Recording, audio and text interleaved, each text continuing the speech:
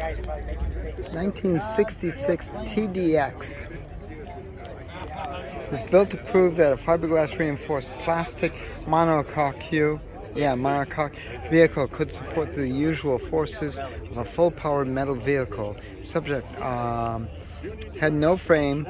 The front end and rear metal suspension units are attached to fiberglass. Some unique features includes the polycarbonate headlights, cantilevered roof, no windshield post, and central tunnel carrying the wires drive shaft, brake fuel lines.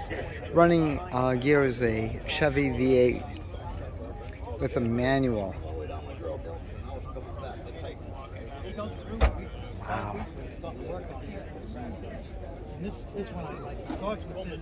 This is insane. Notice no post, just windshield. Corvair. Look at this. Oh, all glass. Whole design series of what he's going to do, how he's doing it, page by page. There are. Wow. This is at the understructure level. Yeah. Corrugated cardboard covered with fiberglass. He's designing and he's building, and he's going along page by page, documenting. And then there are pages where he stops, and he says things like, "I've got to stop working on the car because I got to pay the mortgage." You know, and so he stops for a month. You know, he stops his hands because he had this little company with a couple of guys working for him, and they were manufacturing vacuum forming machines and other things. Mm-hmm. But he was on this, and he had everybody, and this consumed him. He was in his mid-30s. This just consumed him. Meanwhile, he had my brother, myself, my sister was young. So I had three of you. He had a brand new house he just built, and he's on this thing, and it's draining everything. So my mom went out and got a job, so we had lunch money.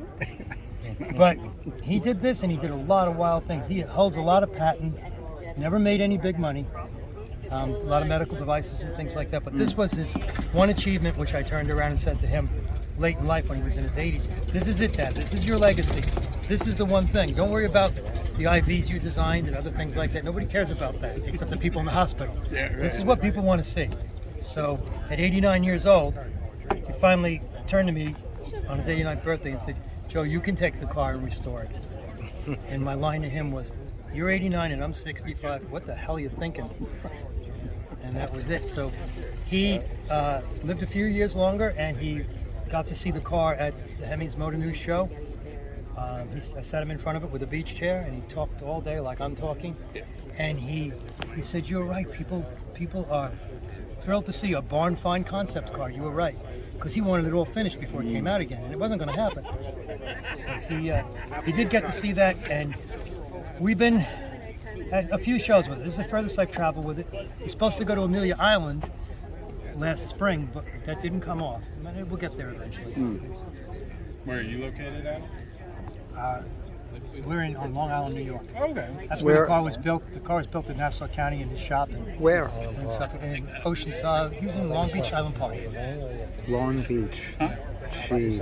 I know Huntington was a hotbed for cars. Yeah, well, he had a manufacturing company, but small, just a few guys working for him. So he built this because he was fascinated with the plastics business. He had been in it since the 50s. Yeah. And it had come about. And he would go to trade shows and come home with stuff for us made out of plastic in the 60s as kids. And he said, "This is the future." It was like the Graduate movie where the guy said plastics. That was my father.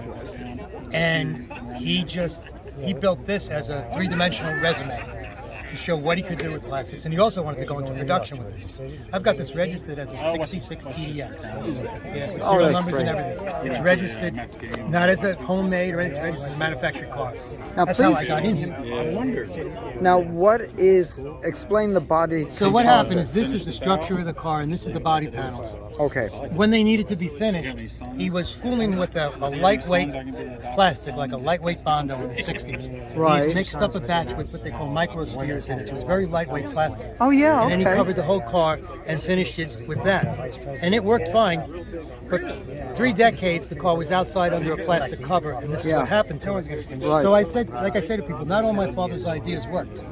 You know, but they do have microsphere plastic now. Yeah, they do. Yeah. Yeah. So this is fiberglass with the microsphere. Well, the putty fiberglass over. structure. It's just a thin layer to get the whittle the shape of the body. Gotcha. It has to be stripped down and redone.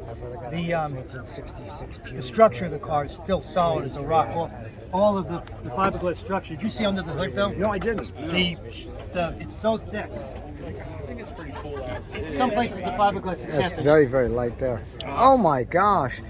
And Is that's that wood underneath? No, that's thick Okay. fiberglass. It's all plastic. Wow. He would build up the structures with corrugated cardboard and then have his guys Glass it. build it up.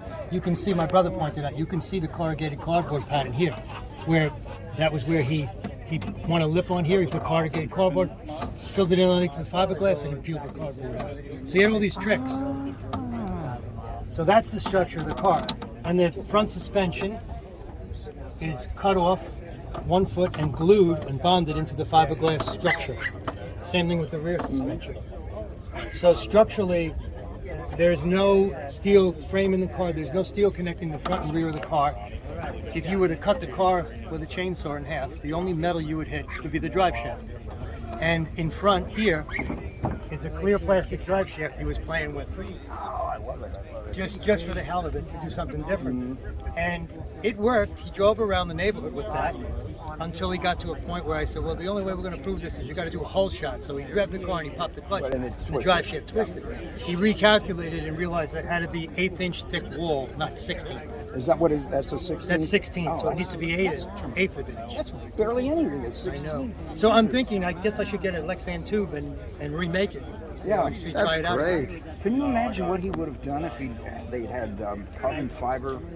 He said he said later in life, he said, I would build this car with carbon fiber, it would weigh nothing, it would be twice as strong. Absolutely. Because all his ideas lean that way. I mean, these are polycarbonate, and they were supposed to be low impact bumpers and headlight covers. The back windows are flat sheet of polycarbonate, bent And it's into a just track. heated and Not even heated. Not even heated. Just bent into a track, just laid into a track and forms a back. He's got no posts on the windshield. I know, yeah. So he got 180. And he's got a fiberglass roll bar in there too.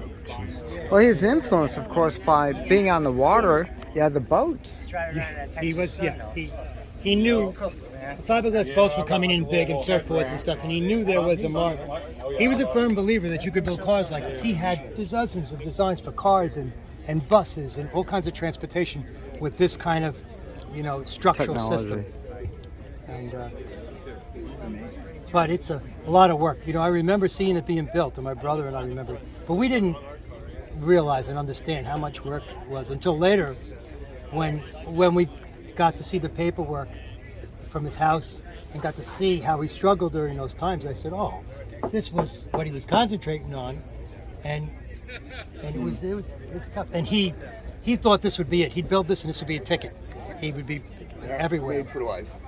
But my dad's problem was, he was the nicest guy in the world, but he was very gentle and very, very open, and he didn't have that tough business edge that you need sometimes. He needed somebody A business to partner. represent him. Yeah. Yes, he did. And every time he had a business partner, he did very well. Ah.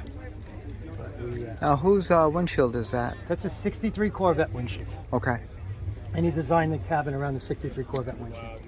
Was he going to put windows in or side He has curtains? windows for it, but they're not very nice. They're a Lexan window. Okay. And hip. Is it pamphlet for this book as well? Yes. Again, this is Pam from NortheastWheelsEvents.com. The 2023 AACA Fall Meet, Hershey, PA. For more weird and wonderful like this, make sure you check your car show calendars. NortheastWheelsEvents.com, SoutheastWheelsEvents.com, UKWheelsEvents.com. While you're there, post and promote your events. I'll see you at the shows.